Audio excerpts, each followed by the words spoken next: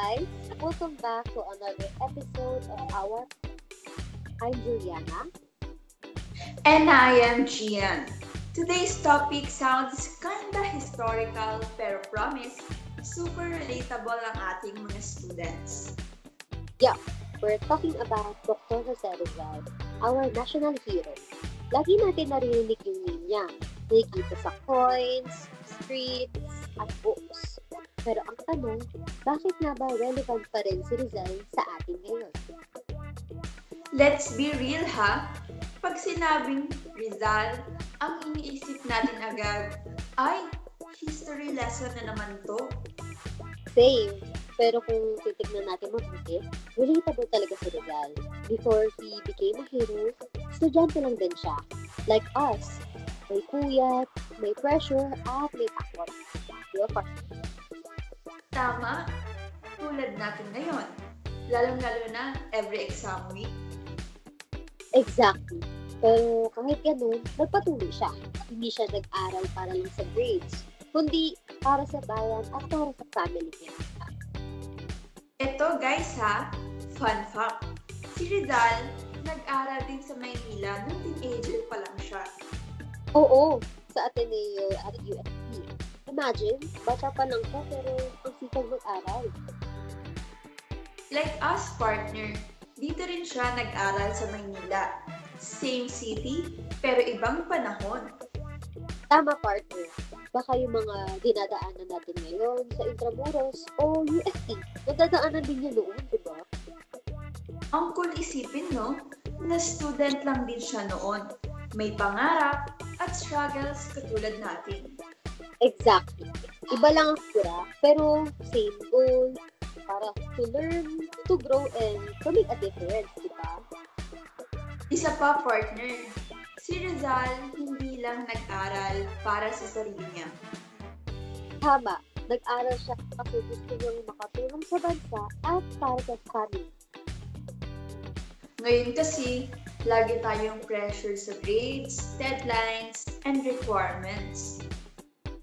Pero si Rizal reminds us education is not just for ourselves. It's for others too, di ba, partner? Tama, yung quote niya na the youth is the hope of the fatherland. Tayo yun. Yes, Rizal believed na tayong kabataan may power para baguhin ang mga future natin, di ba? Kita naman, di ba? Ang daming students ngayon na active sa advocacies, tumutulong sa communities, at nagsasalita online. Yes, partner. That's the Rizal spirit. Knowledge and heart to create change, di ba? Pero syempre, hindi madali yung pinagdaanan niya.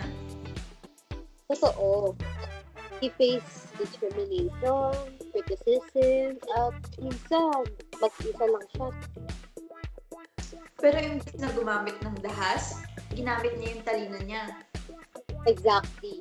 Sa Codimetangere at El Filibusterismo, yun ang weapon niya. Ang galing niya, di ba? Parang ngayon lang, tayo gumagamit ng social media para ipahayag ang opinion natin. Tama. Si Rizal, pen and paper lang. Tayo naman, phone, laptop, na lang ang tool pero same goal to speak up and inspire talaga. Ang gusto ko rin kay Rizal, he believed in peaceful change tulad natin ngayon. Diba, partner? Oo, tama. Yung strength niya, hindi lang sa tapang, kundi sa talino at malasakit. Ngayon, wala na tayong colonizers, diba? Pero may sarili tayong laban. Like mental health, finances, at academics. Tama, pero patuloy pa rin tayong lumalaban tulad ni Rizal. Yes, every time you study hard or stand up for what's right, we're showing results, values, in our own way. Kung buhay si Rizal ngayon, partner, feeling ko influencer yan. Totoo.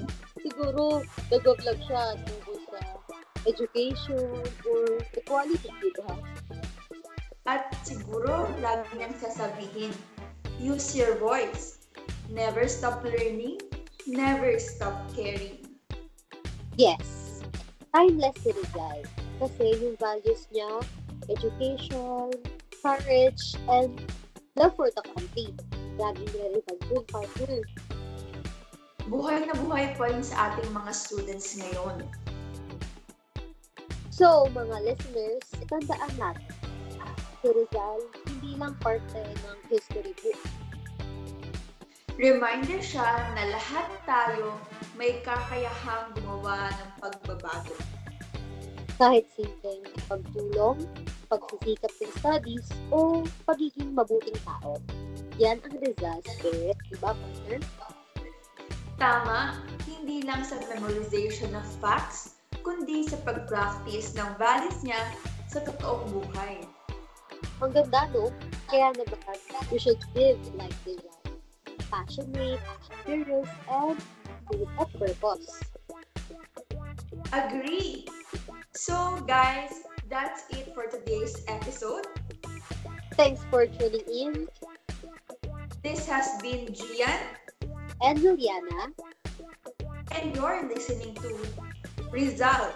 Relevant pa rin ba sa mga students ngayon? Kung saan ang history may connection sa real life. Thanks guys! Bye!